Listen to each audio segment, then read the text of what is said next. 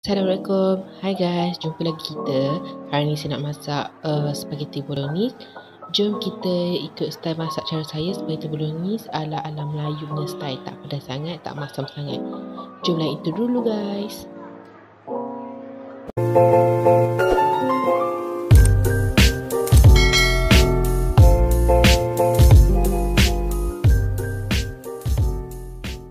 Mula sekali saya suka goreng dulu meatball ni.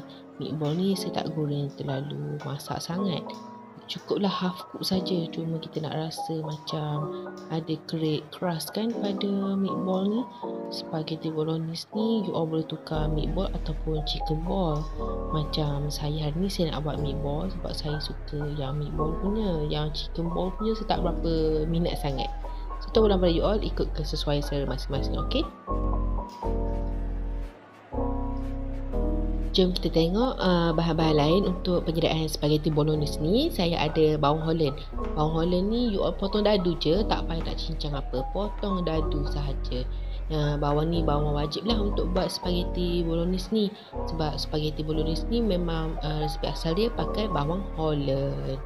Dan untuk bahan lainnya kemudian kita ada bawang putih. Bawang putih kena cincang halus ya, tak payah halus sangat.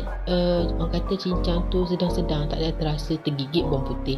Kemudian saya cincang cili api sikit dalam 5 tangkai macam tu, sebabnya saya nak create infusion yang rasa Melayu. So tak adalah spaghetti tu terlalu masam dan tak terlalu pedas. So kita kena nak tekak dengan tekak Melayu kita. Macam semua bawang-bawang tadi, kita ada serbuk black pepper, daun Italian herb, rempah Italian herb.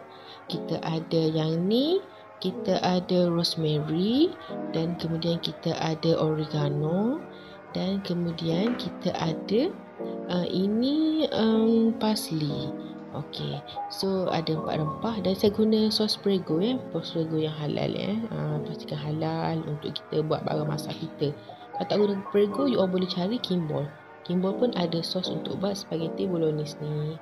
Bahan seterusnya kita ada mushroom. Mushroom ni saya pakai mushroom dalam tin je, mudah, tak perlu nak cari mushroom yang fresh lah. Daging lembu kisar ramly 400 gram. So kuantiti agak banyak lah sebab saya nak masak pack yang banyak, boleh makan tu 10 ke 12 orang macam tu. Buang masa, kita terus tumis bawang Holland kita tadi. Tumis bawang Holland dahulu ya, sebab kita nak bagi bawang ni masak dengan sekata lah, masak garing.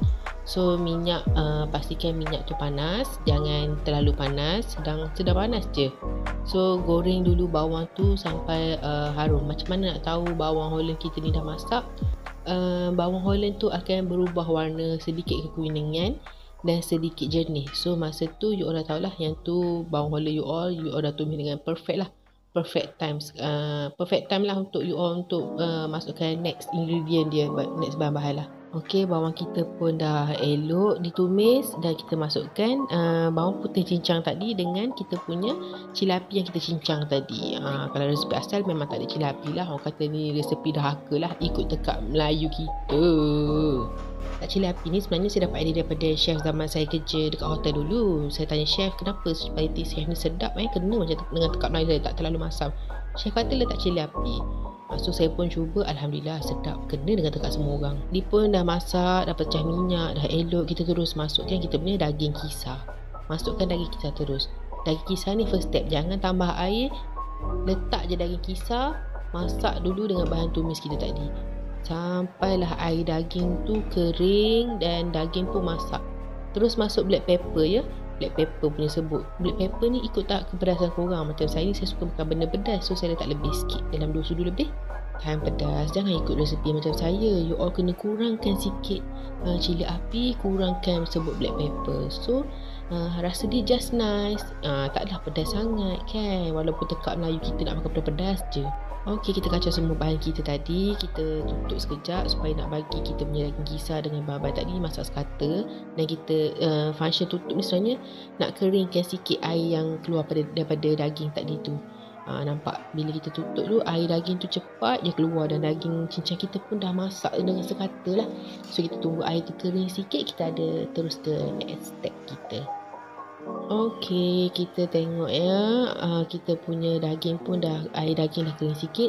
Terus masukkan sos spaghetti kita tadi. Masuklah saya pakai 2 tin campur dengan yang Kimball sebab tak cukup sos Prego macam limited time PKP ni. So saya masukkan semua saya punya sos tadi. Masak untuk portion sikit. Satu tin ni bersamaan dengan satu paket spaghetti. Satu tin ni boleh makan 4 ke 5 orang. Macam tu. Senang kan you all nak kira portion korang macam mana kan. Tak adalah nanti tak agak-agak kata macam banyak je Mek masak ni. Macam tak kena je dengan portion saya nak makan. Saya dengan husband saya je. Kalau makan 2 orang kita separuhkan lah. Separuh tin je guna, separuh paket spaghetti je guna. Dan saya juga kocok air daripada tin dengan botol sos spaghetti tadi. Jangan risau, air macam banyak tak apa, kita ada cara. Sekejap lagi air tu akan kering sendiri tanpa letak apa-apa pun. Masukkan rempah-rempah Italian saya tadi. Rosemary ni saya letak supaya rasa dia lebih strong lah, lebih kick kita punya kuah spaghetti tadi. Sebenarnya rempah-rempah ni dah ada dah dalam sos segera kita. Cuma kita nak tambahkan lebih kick lah, kita tambah lagi rempah-rempah ni. Masaklah seketika kita punya sos spaghetti tadi. Sebab kita nak bagi kuah ni pekat, kita renikkan seketika. Tak perlu nak tambah tepung jagung bagi pekat ke apa, tak perlu. Okey, bila kuah dah melegak sikit, terus masukkan cendawan tin kita tadi, potong slice. Okey, cendawan tadi. Dan masukkan kita punya meatball. Jangan lupa spaghetti bolognese kena ada meatball. Kalau tak ada rasa hamba sangat, macam spaghetti biasa-biasa je. Dan kita masak seketika. Bagi saya kepekatan kuah ni dah cukup lah ni. Saya tak berapa suka terlalu kering sangat kan. Setelah ikut sesuai korang. Kalau kurang garam, tambah garam. Kalau rasa nak letak Ajinomoto, letaklah sebut perisa apa-apa pun. Janji you all punya rasa kuah spaghetti tadi tu balance. Macam saya ni portion banyak, nampak saya letak garam tu agak banyak lah, supaya tak adalah rasa pedas masam je. Nak ada balance, pedas manis masam tu kena ada.